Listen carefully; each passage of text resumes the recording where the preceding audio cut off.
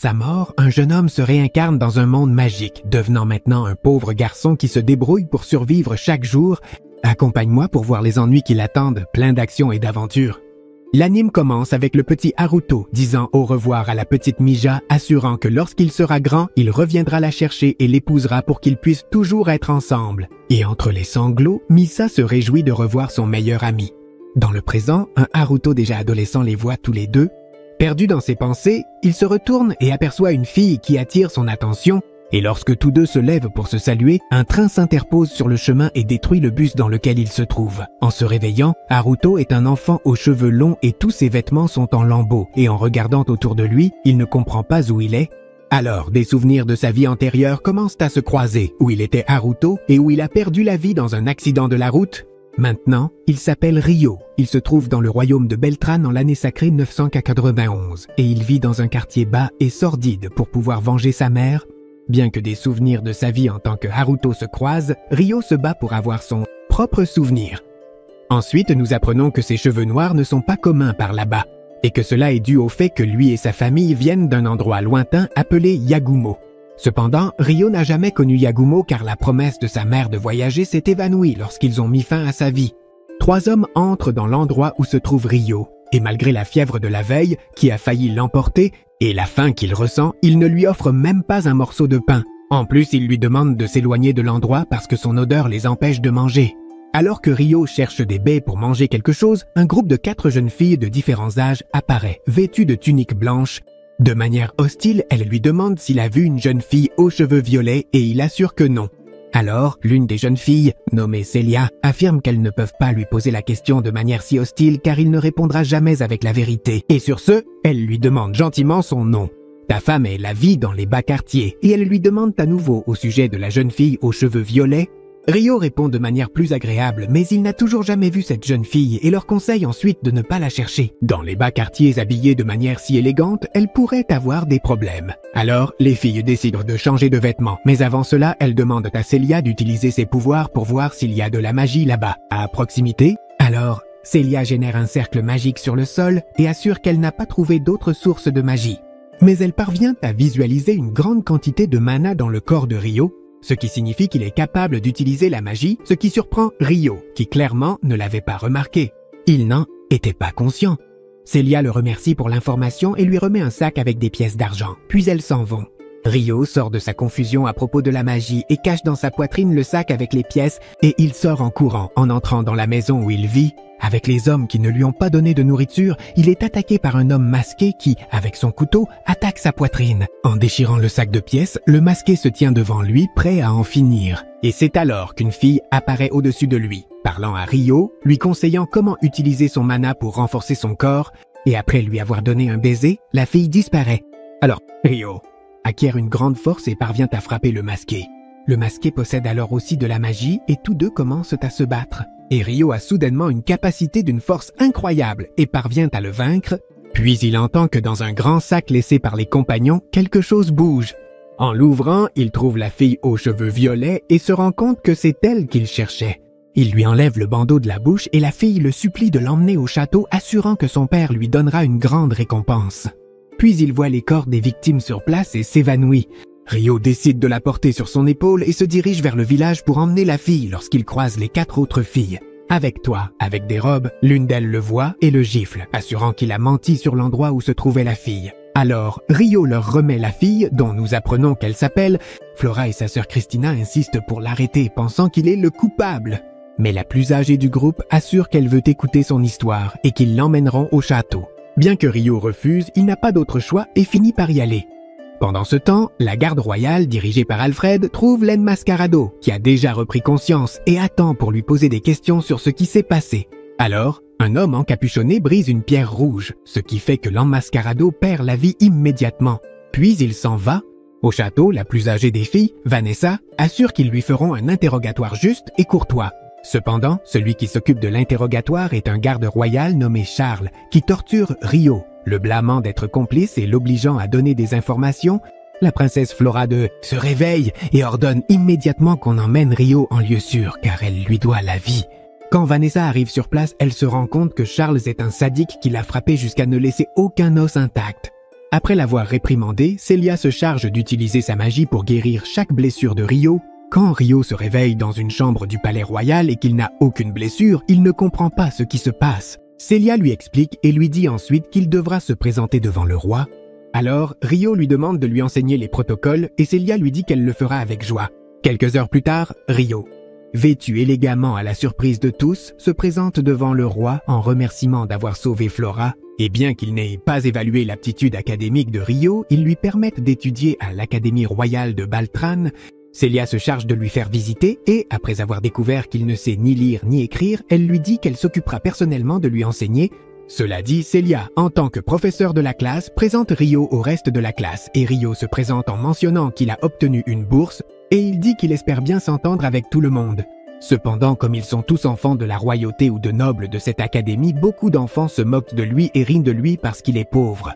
Il y a aussi Christina, la sœur de Flora, qui le regarde avec mépris car elle est toujours convaincue qu'il a quelque chose à voir avec l'enlèvement de Flora. Après le cours, Rio se rend au bureau de Célia pour qu'elle lui apprenne à lire. Et là, il découvre que Célia n'a que 12 ans. Année. Mais elle est si intelligente qu'elle est enseignante et a lu des centaines et des centaines de livres. Célia lui donne des problèmes d'arithmétique à résoudre et Rio les résout facilement, à la surprise de Célia, car la seule dans sa classe qui peut les résoudre est Christina. Rio sait que c'est parce qu'il a encore ses connaissances de sa vie antérieure, où il était déjà étudiant universitaire, bien qu'il mente en disant que sa mère lui a appris. Plus tard, ils prennent le thé et on insiste pour qu'ils disent s'il a un problème, mais Rio dit que tout va bien qu'ils sachent tous les deux que ses camarades ont fait des commentaires désobligeants à son égard. Ensuite, Rio lui demande de lui prêter des livres pour apprendre à lire, bien que s'il a des connaissances de sa vie antérieure, il devrait savoir lire. Lors de l'entraînement de combat, Rio s'entraîne contre le professeur et celui-ci lui demande de se battre comme il le juge approprié. Rio se souvient des enseignements de son maître et livre une bataille acharnée contre le professeur. Le reste des élèves le regardent et les mêmes que d'habitude font quelques commentaires en disant qu'il a une manière vulgaire de se battre. Cependant, le professeur lui assure qu'il a l'étoffe d'un chevalier. Rio accepte le compliment, mais assure qu'il ne veut pas être chevalier, ce qui surprend beaucoup de monde, mais surtout agace ceux qui se moquent de lui en permanence. Ensuite arrive le jour des examens et Rio a beaucoup étudié. Dans les couloirs, tout le monde le regarde et chuchote à son sujet. Et cela s'aggrave lorsque, en publiant les résultats des examens, Rio obtient les meilleures notes avec Christina. Alphonse le garçon, qui se moque toujours de lui, le traite de tricheur devant tout le monde. Mais Célia intervient en assurant qu'elle peut attester que Rio a étudié assidûment pour l'examen. Plus tard, Célia s'inquiète de la façon dont Rio est maltraité, mais il la rassure en disant qu'il y est habitué. Et puis elle lui dit qu'en plus d'être sa professeure, elle est son amie. 5 ans plus tard, le tournoi des chevaliers approche et les 3 choisis sont Alphonse, Rio et un autre personnage aléatoire qui n'apparaît jamais. Alphonse se met en colère, évidemment parce que Rio a été choisi mais le professeur le remet à sa place. Célia lui dit que s'il réussit, les chevaliers peuvent le recruter, mais encore une fois, Rio assure qu'il ne veut pas être chevalier. Son plan est de quitter le pays qui lui a tant fait de mal pour voyager à Yagumo, où vivaient ses parents. Célia est surprise qu'il aille dans un endroit qu'elle appelle la barbarie. Ensuite, lors du tournoi des chevaliers, Rio affronte Charles, le chevalier qui l'a torturé 5 ans auparavant, et Charles se met en colère, car à cause de cet incident, il a perdu une promotion. De plus, Rio combat sans bouclier car il a une autre technique. Alors, Charles pense qu'il se moque de lui et se bat de toutes ses forces, ce qui semble ne pas être très légal car il combat contre des élèves. Malgré cela, Rio finit par gagner. Et bien que Charles ne le veuille pas, il doit accepter qu'il a perdu. Plus tard, Charles en discute avec l'ambassadeur de l'Empire de Proxia, et c'est alors que nous apprenons que c'est lui qui a utilisé la pierre rouge pour ôter la vie à l'homme masqué. Plus tard, Célia essaie de célébrer avec Rio, mais elle se sent triste en voyant une fille lui remettre une lettre qui semble être une lettre d'amour. Célia Lee passe des examens. Quels sont vos projets pour la fin de vos études? Et elle s'inquiète en voyant que Rio est le seul à n'avoir rien écrit. En classe, Célia parle de la magie et de la façon dont elle peut être contrôlée par des techniques, puis elle dit qu'elle va commencer à étudier le sortilège de foudre. Ensuite, Alphonse interrompt pour dire que c'est un sortilège trop basique et qu'il ne devrait pas retarder la classe pour une seule personne qui ne sait pas, faisant allusion à Rio, bien sûr. Alors, Alphonse et son ami font une démonstration et Célia leur dit que si c'est tout ce qu'ils peuvent faire, cela signifie qu'ils ne le maîtrisent pas complètement. Et ensuite, elle fait une démonstration où elle peut utiliser divers sorts en même temps. Rio pense pour lui-même que malgré le fait de ne pas connaître la magie, il peut reproduire des sorts en imitant le flux de magie. À la fin de la classe, l'ami d'Alphonse confronte Rio, disant qu'il sait qu'il séduit des filles de la classe et que sa famille ne le tolérera pas. Célia l'arrête en disant qu'il ne peut pas accuser sans preuve, et Rio ne dit rien. Et il reste sur place pour ne pas créer de conflit. Cependant, le garçon le traite de villageois et le menace. Flora se sent mal que Rio ne puisse rien faire et doive tolérer ses traitements, et sa sœur lui dit qu'elle comprend que l'accusation est infondée et que c'est mal, mais qu'ils ne doivent pas intervenir. Plus tard, ils ont l'entraînement en plein air, qui consiste à faire un long parcours à travers la montagne et à atteindre la ligne d'arrivée avant la tombée de la nuit. Celui qui commande l'entraînement est Alphonse, qui raconte qu'il a obtenu un itinéraire alternatif grâce aux informations des plébéiens de son château. Bien qu'une fille le confronte pour dire que ce serait tricher, le reste est d'accord pour suivre son plan. Et, avant de commencer, étant là, l'ami bully d'Alphonse dit à Rio qu'ils lui font une faveur en les laissant s'entraîner avec eux, même s'il ne sait pas utiliser la magie et lui confie la tâche de porter les sacs de tout le monde. Flora s'approche pour l'aider, mais Rio la rassure en disant qu'il n'a pas de problème, bien qu'il remercie l'intention. En chemin, ils croisent un groupe de gobelins et, en utilisant la magie pour améliorer leur corps, ils parviennent à les vaincre facilement.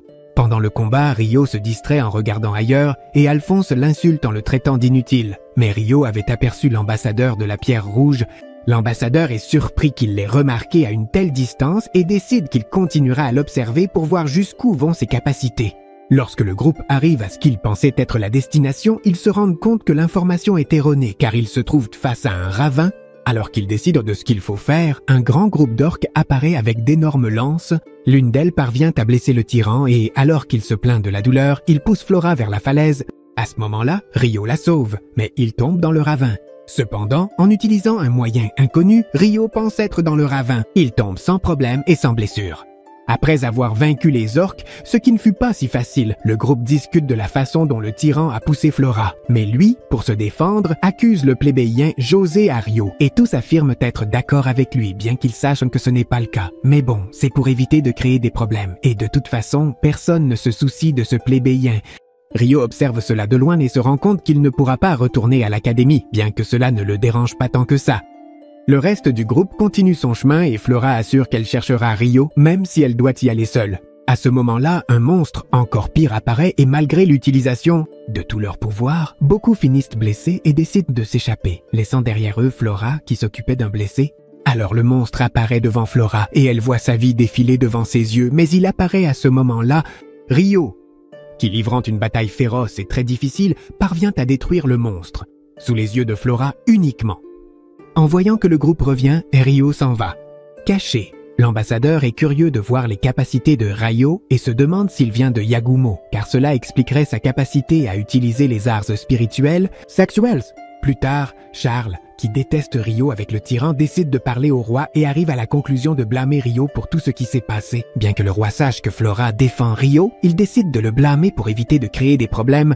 Avant de partir pour Yagumo, Rio fait ses adieux à Célia en lui assurant qu'il lui écrira et de manière illégale, Charles envoie une femme renarde nommée Latifa pour poursuivre Rio et le capturer.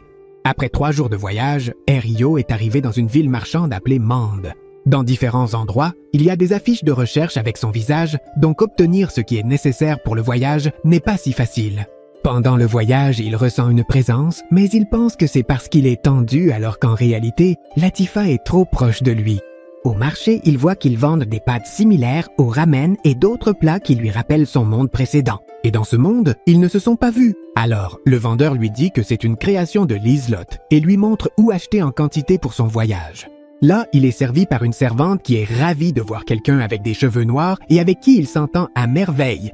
Après avoir acheté les provisions, il demande de l'aide pour envoyer une lettre à Célia et s'en va. Ensuite, nous nous rendons compte que la servante est en fait Liselot elle-même, mais Rio s'en va sans le savoir. Alors qu'il continue son chemin, il trouve le corps d'une petite fille au sol au milieu de la forêt.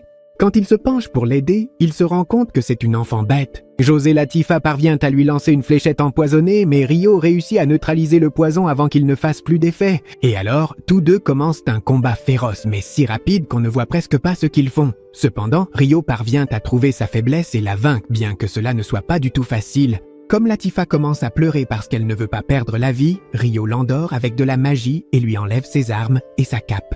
Et alors, il voit qu'il y a un monstre sur son cou. Elle a un collier d'esclavage et, se souvenant d'un sort d'un livre, il parvient à briser le collier. Ensuite, nous voyons que Latifa était dans une vie passée la fille du bus qui s'est renversée en heurtant le train et elle s'appelait Susune. Mais quand elle se réveille dans ce monde, elle était déjà asservie et torturée par le tyran. Quand Latifa se réveille dans le présent, Rio lui demande qui l'a envoyée et elle assure que c'était Stuart, le tyran qui se fait appeler son frère. Rio comprend tout en entendant cela et après lui avoir dit qu'elle ne doit plus suivre les ordres de personne, il la laisse partir. Il lui conseille ensuite d'aller dans le monde de la barbarie où cohabitent humains et semi-humains, car si elle reste dans les royaumes voisins, elle sera à nouveau réduite en esclavage. Latifa commence à suivre Rio parce qu'elle se sent seule, et bien que Rio au début veuille l'éloigner, il finit par accepter de voyager ensemble. Latifa mange pour la première fois de la vraie nourriture et s'émeut jusqu'aux larmes. Cette nuit-là, tandis que Rio prépare le repas pour eux deux, Latifa reconnaît les spaghettis, ce qui attire l'attention de Rio. Ensuite, elle fait des cauchemars pendant qu'elle dort et affirme qu'elle veut retourner chez elle à Tokyo, ce qui fait comprendre à Rio que ses yeux sont les mêmes. Les soupçons qu'elle vient d'un autre monde sont fondés. Le lendemain matin, la diva voit Rio dormir et se souvient du jeune homme dans le bus. Tous deux poursuivent leur voyage de plus en plus près d'un arbre géant magique jusqu'à ce qu'une nuit, au milieu de la nuit, un loup géant apparaisse devant eux. Le loup en face de Rio émet un grand faisceau de lumière qui parvient à l'aveugler. Et lorsque la lumière disparaît enfin et qu'il peut voir, il découvre qu'ils sont entourés de semi-humaines. Bien qu'il semble qu'il soit le seul à les voir grâce à son pouvoir spirituel, car il n'est pas normal qu'il puisse les voir, les filles commencent à attaquer et Rio leur dit qu'il veut seulement parler avec elles. Bien que la chef soit disposée, avant qu'elle ne puisse dire quelque chose, les autres semi-humaines trouvent Latifa, qui dort sous l'effet de la magie spirituelle pour ne pas faire de cauchemars, et elles croient que Rio est un kidnappeur. Alors elles l'attaquent toutes ensemble et parviennent à le rendre inconscient pendant qu'il est dans cet état. Il rêve de la fille qui, la première fois, lui a expliqué comment utiliser ses pouvoirs et en lui donnant un baiser, lui a essentiellement donné tout le pouvoir. Alors il lui demande qui elle est. Et elle répond qu'elle ne sait pas, mais qu'elle le connaît lui, qu'elle appelle Haruto et assure qu'il lui appartient. Ensuite, il voit Mi et commence à crier son nom et à ce moment-là, il se réveille en l'entendant. La voix de Rio Latifa court vers la chambre et l'embrasse, inquiète. Et à ce moment-là, une vieille femme apparaît qui semble être la chef du lieu et elle lui présente ses excuses. Elle décide que les filles qui l'ont emprisonnée recevront une punition et ensuite elle enlève les menottes de Rio. Le lendemain, la vieille femme lui montre le grand arbre magique, l'arbre du monde, demeure de Rias, l'esprit des arbres. Et on ne peut y accéder qu'en maîtrisant les arts spirituels. Ensuite, il se dirige vers le conseil des anciens, et ceux-ci lui présentent leurs excuses pour les problèmes causés et le remercient d'avoir libéré Latifa en demandant comment ils peuvent exprimer leur gratitude. Alors, Rio leur demande d'accueillir Latifa, mais il leur demande aussi de vivre là un certain temps pour qu'il lui enseigne les arts spirituels et les anciens acceptent avec joie. À ce moment-là, Driss, l'esprit des arbres, apparaît et dit à Rio qu'il a un esprit en lui et qu'il se peut même qu'il ait fait un pacte. Comme Rio ne le ressent pas, cet être lui dit qu'en faisant un pacte avec un esprit, tu perds la capacité d'utiliser la magie, cela explique beaucoup, alors l'esprit touche le visage de Rio. Et, en plus de ressentir une grande quantité de pouvoir, il se rend compte qu'il a un esprit humanoïde à l'intérieur de lui, ce qui est inhabituel, car les esprits adoptent des formes humaines comme la jeune Rias. L'esprit à l'intérieur de Rio pourrait être l'un des 6 grands qui ont disparu il y a des milliers d'années après la guerre divino-démoniaque. Rio ne comprend pas grand-chose à cela, mais les anciens sont surpris, car c'est un titre supérieur même à celui de Rias. Les jours suivants, Latifa et Rio passent un bon moment et Rio apprend les arts spirituels avec Driss. Pendant ce temps, l'ambassadeur, accompagné d'un jeune homme, cherche un œuf géant et bleu et l'ambassadeur dit au jeune homme qu'il cherche quelque chose, en plus des griffons qui pourraient améliorer le potentiel militaire des lions célestes. Cela fait déjà 1 an que Rio et Latifa sont arrivés au village et lors d'un événement, Rio sera reconnu comme allié du village et Latifa comme habitante officielle à travers un baiser de Driss. Pendant qu'ils célèbrent, Rio discute avec la vieille femme et tous deux se réjouissent que Latifa fasse désormais partie du village. Rio dit à la vieille femme qu'il partira bientôt pour continuer son voyage. Pendant ce temps, l'ambassadeur laisse le jeune homme avec l'œuf volé et à côté du griffon, on lui remet une pilule rouge affirmant qu'ainsi il connaîtra sa position et lui demande de prendre soin du griffon avant de partir. Nous voyons alors qu'il utilise simplement le jeune homme comme appât, car une grande volée de wyvernes s'approche de lui pour récupérer l'œuf volé. Pendant ce temps, l'ambassadeur se dirige vers la grotte des wyvernes pour voler l'un des œufs. Dans le village, Rio dit à Latifa qu'il partira et qu'il ne peut pas l'emmener avec lui à cause des dangers qu'il doit affronter, ce qui met la petite en colère. Pendant ce temps, le reste des habitants se rend compte qu'il y a eu des changements dans la barrière, alors ils commencent à enquêter pour comprendre de quoi il s'agit. Ils trouvent alors le jeune homme avec le griffon et celui-ci, suivant les ordres de l'ambassadeur, décide de fuir sur le griffon. Cependant, il doit esquiver les attaques des semi-humaines et voit maintenant qu'un énorme groupe de wyverns le suit. Les semi-humaines se divisent en deux groupes, l'un pour empêcher le griffon de se diriger vers le village, car de cette façon les wyverns s'y rendraient, et l'autre pour éliminer les wyverns. Lorsque l'ambassadeur a volé tous les œufs, il sert la pilule rouge, ce qui ôte immédiatement la vie au jeune homme. Finalement, c'était la pilule, pas une pierre, mais bon, dans ces animes, tout se ressemble. Latifa marche dans la forêt sans rien savoir de tout cela. Et quand l'œuf tombe devant elle, il se casse et un wyvern se met en colère contre elle, car il croit qu'elle est responsable de la perte de la vie de son enfant. Quand le wyvern est sur le point de l'attaquer, une de ses amies la défend, mais elle ne peut pas le retenir longtemps. Latifa décide de gagner du temps pour qu'il n'attaque pas le village, mais elle se retrouve bientôt de nouveau face à ses attaques. À ce moment-là, Rio apparaît pour la sauver et la sort rapidement de la forêt, et après l'avoir laissée dans un endroit sûr, Rio commence à se battre avec le wyvern avec rien d'autre que ses mains. Vanga, l'amie semi-humaine de Latifa. En peu de temps, ils la vainquent et lorsque le reste du groupe arrive, ils sont également surpris par l'exploit. À la chute du premier wyvern rouge, le reste se retire, car par nature, ils ne se battent pas s'ils ne croient non pas pouvoir gagner. Pour cela, tous remercient des Rio, car il a sauvé le village. Le lendemain, Rio et Latifa discutent et la jeune fille assure qu'elle deviendra forte pour quand il reviendra. Alors, Rio lui parle de Yagumo et de sa famille. En entendant son passé, Latifa décide également de lui révéler son secret et lui dit qu'elle avait une vie au Japon et s'est réincarnée dans ce monde. Rio lui raconte qu'il lui est arrivé la même chose, qu'il vient aussi du Japon, mais il n'arrive pas à relier suffisamment les fils pour se rendre compte qu'ils s'étaient rencontrés dans le bus. Finalement, Rio quitte le village, remerciant tout le monde de l'avoir hébergé si longtemps. Les anciens lui remettent une épée spéciale et un costume en peau de Giverno qui lui confère plus de résistance et absorbe son art spirituel. En plus des élixirs et une abondance de nourriture, le dernier ancien lui donne un dépôt spatio-temporel et alors Rio ne garde que dans ce bracelet toutes les affaires du voyage, comme un sac à dos dans un autre espace, tant et sans aucun poids. Finalement, Rio arrive à Yagumo et se réjouit que tout le monde là-bas ait les cheveux noirs. Mais après 4 jours sur place, il n'a trouvé aucune piste sur ses parents. Le premier jour de son arrivée, il rencontre 2 jeunes appelés Sayo et Ruri. Et il leur demande de voir la chef du village qui s'avère être sa grand-mère. Alors il l'emmène jusqu'à elle. Rio a entendu dire que l'ancienne a connu beaucoup de gens qui ont vécu dans cette région, donc elle doit être la personne idéale pour poser des questions sur ses parents, parents. Quand Rio mentionne le nom de ses parents, l'ancienne est surprise et lui dit qu'elle est la mère de son père, c'est-à-dire la grand-mère de Rio. L'ancienne l'emmène devant les tombes et lui explique qu'ils ont fui le pays en secret pour des raisons qu'elle ne peut pas lui révéler à ce moment-là, mais qu'elle pourra le faire plus tard. Jusqu'à ce moment-là, elle lui demande de vivre là-bas avec elle et Rio est content, car après tout, ils sont de la famille. Il découvre alors que Ruri est sa cousine et qu'elle a 15 ans. La vieille femme lui assure qu'elle cachera son lignage au reste du village pendant un certain temps. Et Rio se lève tôt le matin et aide aux tâches ménagères du lieu. De plus, il s'occupe de cuisiner, démontrant de grandes compétences gastronomiques. Pendant qu'il cuisine, il apprend que tout le monde là-bas sait utiliser les arts spirituels et quand Rio montre certaines des choses qu'il fait, il laisse tout le monde bouche bée, car même sa grand-mère ne peut pas utiliser des techniques aussi avancées. Plus tard, à la demande de la grand-mère, il se réunit avec Shin, le frère de Sayo, et un autre homme pour chasser. Il démontre de grandes compétences à la chasse et énerve Shin, qui se sent diminué face à lui. À un autre moment, Rio crée avec des arts spirituels un grand bain chaud devant sa maison, et il surprend les filles qui lui demandent de ne pas le supprimer.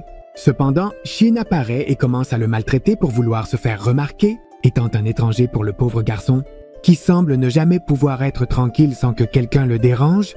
Au fil des jours, Rio gagne l'affection de tous et la haine de Shin. Un jour, un groupe d'hommes apparaît devant le bain et regarde Sayo de manière lascive. Shin apparaît là pour les défendre, mais il ne peut rien faire avec son corps mince face à l'homme géant qu'ils ont en face. La grand-mère apparaît et lui dit qu'il peut rester dans une cabane d'hôtes, mais qu'il ne doit pas répéter ce comportement. Quand l'homme se retire, il regarde Rio avec mépris et cherche à le frapper, mais Rio est si fort que celui qui est blessé, c'est lui et il s'en va sans rien dire. Par peur de l'homme, Sayo décide de rester dans la maison de la grand-mère avec Ruri et Rio. Elle leur donne une pilule rouge et leur dit de la placer dans leur chambre car c'est un talisman. Les hommes, quant à eux, ont des plans sombres pour leur séjour là-bas. Le lendemain, l'inspecteur fiscal apparaît et ils s'entendent à merveille. Une nuit, le géant s'introduit dans la cabane pendant que tout le monde dort et tente de profiter de Sayo tout en menaçant de frapper Ruri. Si elle intervient, la pilule rouge, qui était peut-être maintenant une pierre amulette, brille et alors Rio apparaît parvenant à frapper l'homme jusqu'à le faire sortir de la cabane. La situation avec les filles lui a rappelé la mort de sa mère et il commence à le frapper, si violemment que si l'inspecteur n'était pas intervenu, il lui aurait ôté la vie.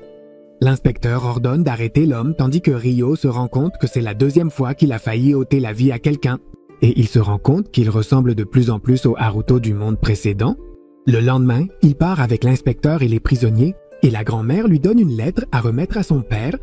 Shin et Ryo partent également et mettent quelques jours pour atteindre la capitale royale de Karazuki. Pendant ce voyage, et pour avoir sauvé sa sœur, Shin se lie d'amitié avec Ryo et cesse de le provoquer continuellement. Un autre jour, ils envoient Ryo et Sayo à la capitale pour faire des courses, seulement parce que Shin veut que Sayo goûte une soupe de nouilles particulière.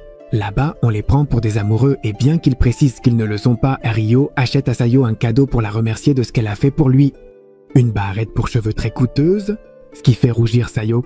Puis ils entendent des cris et voient que des hommes essaient d'enlever une jeune fille nommée Komomo Ryo. Ils la sauvent et les gardes qui la protègent le remercient et Ryo s'en va avec Sayo avant d'avoir plus de problèmes. Le procureur remet à son père la lettre envoyée par la vieille dame, et pendant qu'il la lit, l'homme est surpris, et il demande au procureur s'il a connu quelqu'un nommé Ryo. Quand Ryo et Sayo reviennent des courses, ils rencontrent cet homme et sa femme. Tous deux lui racontent qu'ils étaient les serviteurs de sa mère, et lui avouent que sa mère appartenait à la famille royale de Karazuki, ce qui est une surprise pour Ryo. Alors ils lui racontent tout ce qu'ils savent. Il y a 20 ans, le royaume était en guerre avec le roi, avec un royaume voisin et le père de Ryo s'est proposé comme guerrier car il avait un don naturel pour les arts spirituels et martiaux et en peu de temps, il a reçu le titre de guerrier noble. Le père était le garde de la mère de Ryo et peu à peu, ils sont tombés amoureux.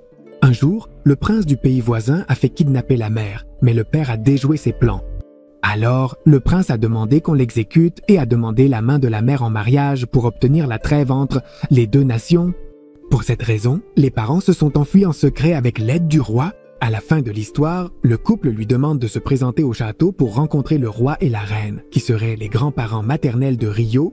Une fois sur place, après les salutations, etc., il lui demande comment ses parents ont vécu et sont morts. Ryo commente que son père est mort quand il était encore trop jeune pour s'en souvenir et sa mère quand Ryo avait 5 ans. Elle a perdu la vie sous les yeux de Ryo et sous les mains d'un homme nommé Lucius, qui apparemment a travaillé avec son père en tant qu'aventurier, bien qu'en général il les aidait après la mort de son père. Un jour, il est apparu chez eux, a empoisonné Ryo et a poignardé sa mère. Quand Ryo s'est réveillé, ayant survécu au poison, il était déjà dans les bas quartiers avec le reste de l'histoire que nous connaissons déjà et fin. Ensuite, son grand-père lui demande s'il veut se venger et Ryo assure que oui, bien que le grand-père lui conseille de ne pas la chercher car elle empoisonne l'âme. Ryo dit que s'il rencontre Lucius, il en finira avec lui, même s'il doit se salir les mains.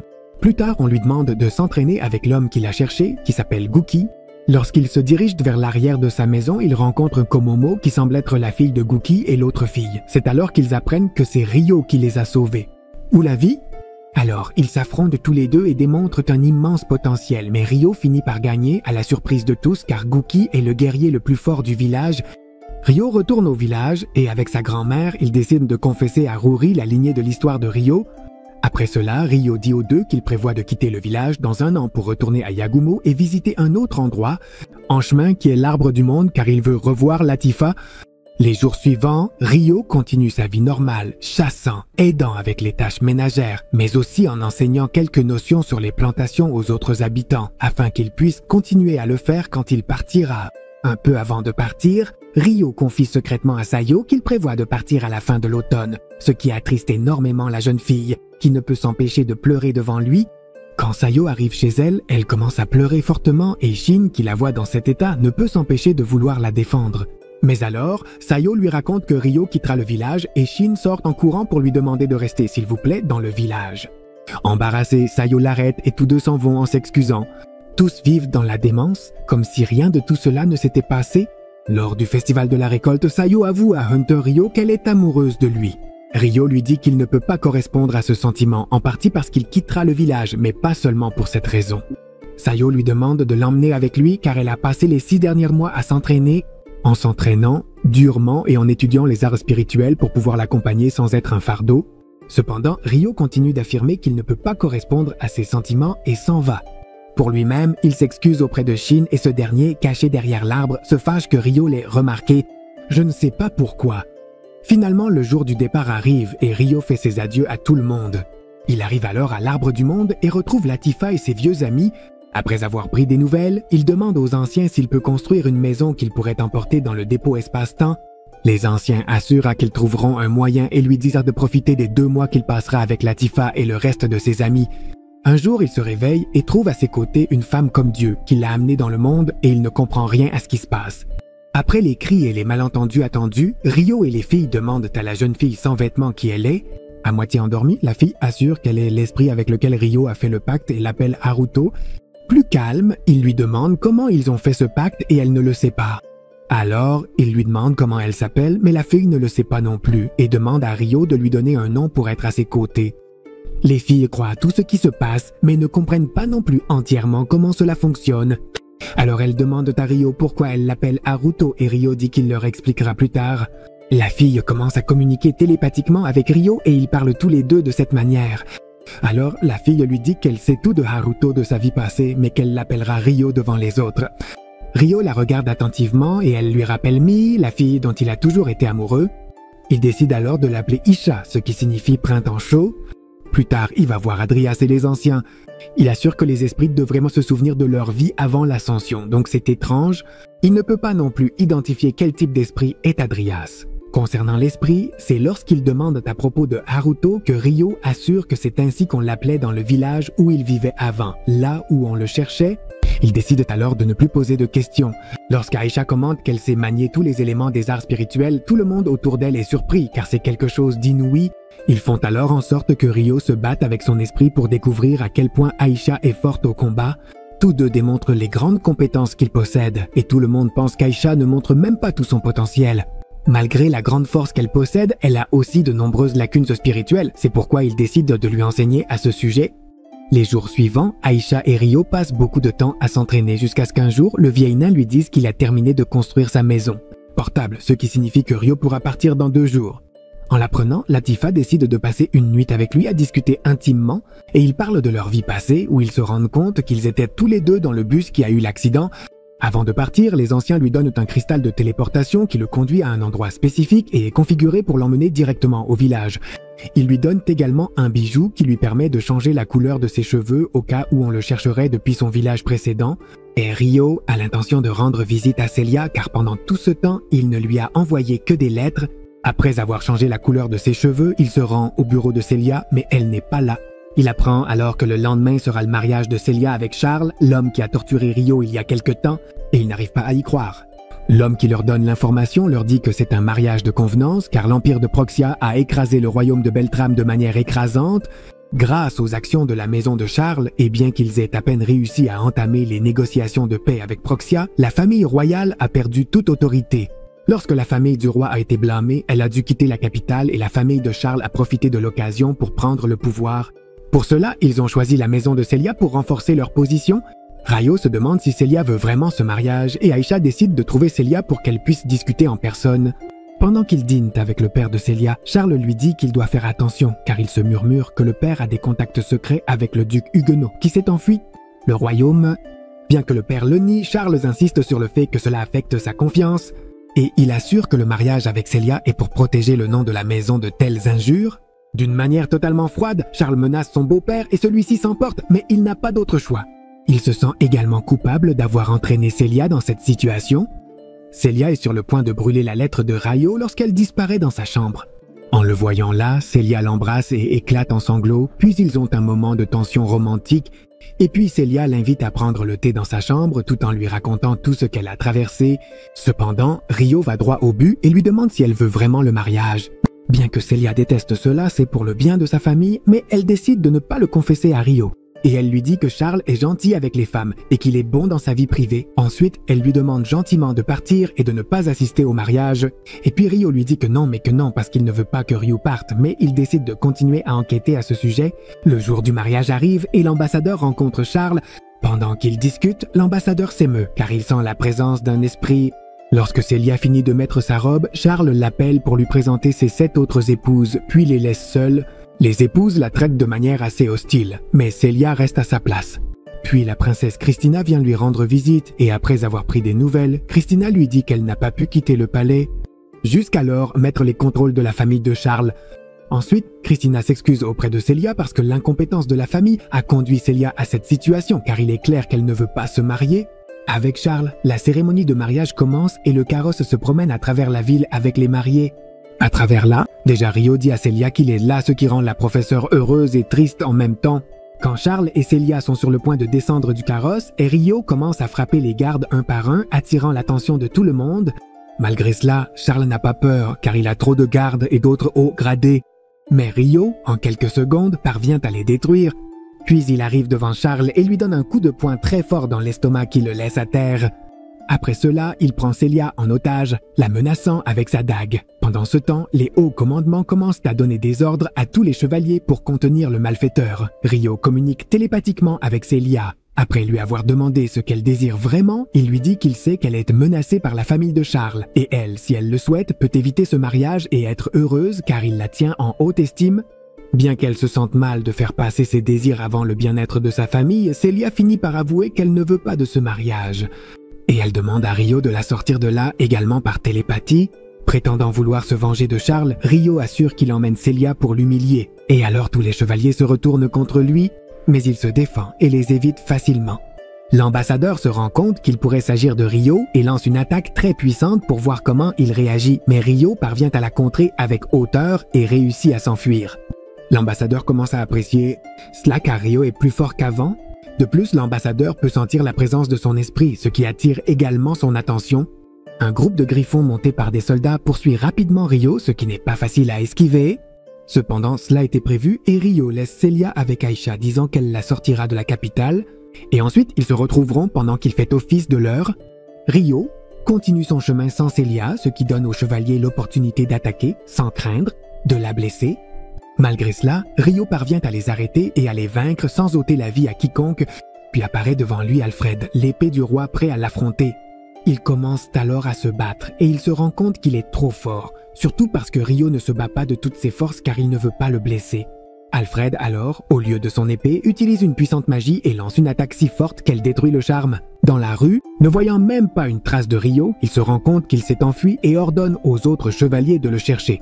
Rio apparaît sur une montagne où Aisha et Celia l'attendent. Il pense que la situation est enfin terminée et parle de plans pour l'avenir, etc., etc. Alors, de grands éclairs de couleur commencent à tomber du ciel et Aisha semble comprendre de quoi il s'agit et demande à Rio de les aider bien que je ne sache pas de qui il s'agit, promettant qu'il aidera Celia. Et ainsi se termine l'anime qui nous a procuré tant d'émotions. J'espère que dans les prochains épisodes, les réponses ne tarderont pas à arriver. Donc, si tu as aimé cette série, fais-le moi savoir dans les commentaires. Pour ma part, je vous dis au revoir, comme toujours, en vous rappelant que vous êtes toujours sur le point de vous abonner à ma chaîne et de faire partie de cette merveilleuse communauté. À la prochaine!